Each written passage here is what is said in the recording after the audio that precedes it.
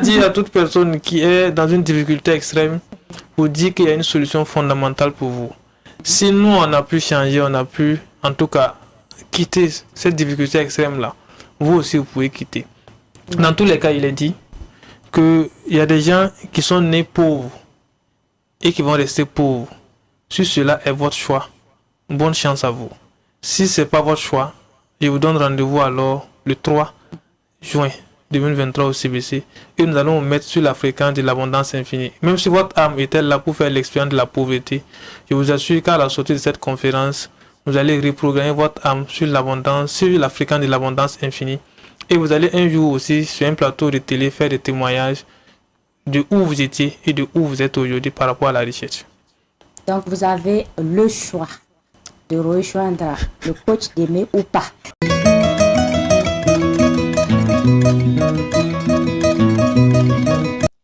Monsieur Issa Démé, coach quantique, est bien installé sur ce plateau. Bonjour, coach. Oui, bonjour. Comment vous allez? Très bien, et chez vous? Ça va super bien. Okay. Bienvenue.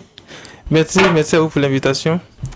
Alors, aujourd'hui, on va parler de votre conférence qui est prévue pour ce samedi 3 juin sur l'éducation financière.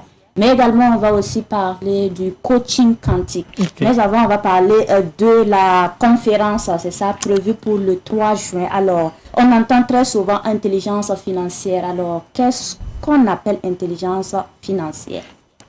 Ok, donc déjà, on va résumer la question de l'intelligence financière et tout ça par l'éducation financière. Parce que l'éducation financière englobe cela. L'intelligence financière, c'est comment utiliser intelligemment son argent. Et l'intelligence, c'est une faculté qu'une personne a de faire les choses de façon meilleure. Donc, quand on parle d'éducation financière, comme je l'ai expliqué à plusieurs reprises, c'est tout simplement tout ce qu'on peut utiliser comme connaissance pour aider une personne à gérer ses finances, que ce soit les finances personnelles également, que ce soit les finances au niveau de l'entreprise. Donc, ça veut dire que ça englobe beaucoup de choses, mais ça englobe deux notions essentielles. C'est la notion de la liberté financière et la notion de l'indépendance financière. Mais au-delà de ça, l'une des parties de l'éducation financière, c'est de s'intéresser au réglage du monde intérieur d'une personne et du monde extérieur de la personne. Alors, et nous, dans notre cas spécifique, nous nous concentrons sur le monde intérieur.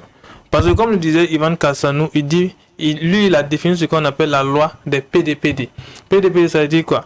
Propre dedans, propre dehors, pourri dedans, pourri dehors. Ça veut dire quoi? Que lorsque